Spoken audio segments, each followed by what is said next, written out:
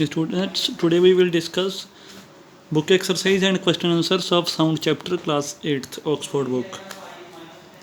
First, sound cannot travel in vacuum. In humans, vocal folds are present in neck. Which of these can produce sound that we can hear easily? A drum. Sound travels fastest in diamond. A sitar is stringed instruments. Which of these is a unit of time period? Second. Sound of which of these frequencies would be audible for us? 2000 Hz. For the same pitch, a louder sound would be a greater amplitude. Which of these is a percussion instrument? Tabla. Which of these is a wind instrument? Harmonica. Next, blanks. Sound is produced because of vibrations. Sound is basic means of communication. Sound needs a medium to travel in. Unit of frequency Hertz. Time period is measured in seconds. Next question answer first short vocal folds का function बताना है हमने। Page number 175। Vocal folds begin to vibrate because of air rushing in from below. ये वाला आएगा first short.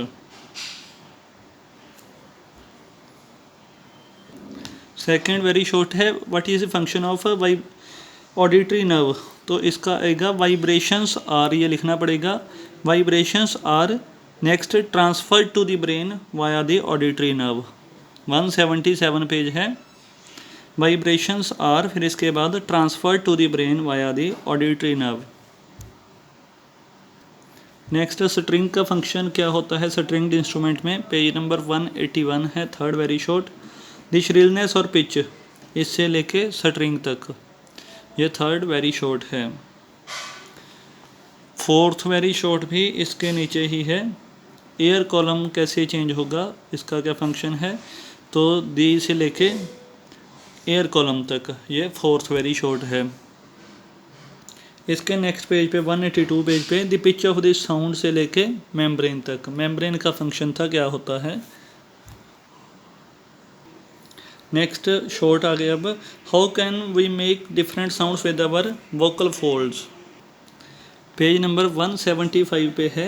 There are muscles in the larynx, यहाँ से लेके पिच तक, ये फर्स्ट शॉर्ट है। Next is why it is that sound can not travel in vacuum. Page number 176 sound waves require से लेके वैक्यूम तक, ये सेकंड शॉर्ट है।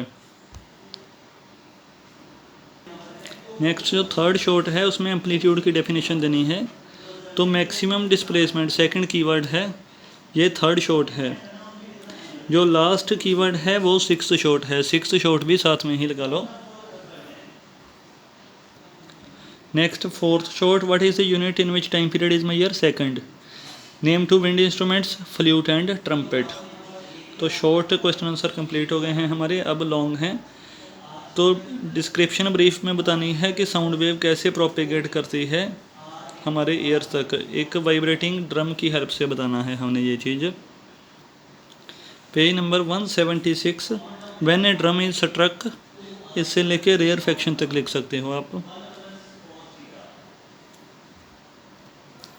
Next explain briefly how can we hear with our ears. Page number 177 outer ear, middle ear, inner ear, इन सभी को complete करना है, यहाँ तक आएगा साउंड तक, आउटर एयर से लेके साउंड तक, ये सेकंड लॉन्ग है। नेक्स्ट थर्ड है लाउडनेस और श्रिलनेस के बारे में बताना है, तो श्रिलनेस आ जाएगा पेज नंबर 179 पे, श्रिलनेस से लेके ईयर्स तक। इसके बाद एम्पलीट्यूड है, एम्पलीट्यूड से लेके लाउडर तक। फोर्थ लॉन्ग है इंफ्रासोनिक एंड अल्ट्रासोनिक वेव्स के बारे में बताना है, पेज नंबर 181 साउंड वेव्स और फ्रिक्वेंसी बिलो, यहाँ से लेके अल्ट्रासोनिक वेव्स तक, ये फोर्थ लॉन्ग है।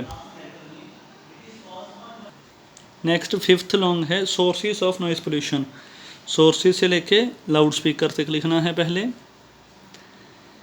इसके बाद harmful effects of noise pollution paragraph लिखना है। उसके बाद here are some harmful effects of noise pollution, ये वाली लाइन लिखनी है पैराग्राफ के अंदर इसमें। इसके बाद 3 पॉइंट लिखने हैं। First irritation and loss of concentration, sleep disturbance and stress तक ही, ear damage and loss of hearing, ये 5th लॉन्ग है। नेक्स्ट फिर क्वेश्चन है 6, कंट्रोल कैसे कर सकते हैं नॉइस पोल्यूशन को। तो measures to reduce noise pollution, ये पैराग्राफ का हेडिंग दे देना है। फर्स्ट पॉइंट पूरा लिखना है, सेकंड पॉइंट लाउडली तक लिख सकते हो, ब्रैकेट वाला कट कर दो। नेक्स्ट 3rd 4th और 5th ये पॉइंट कंप्लीट लिखने हैं, हमने पूरे लिखने हैं।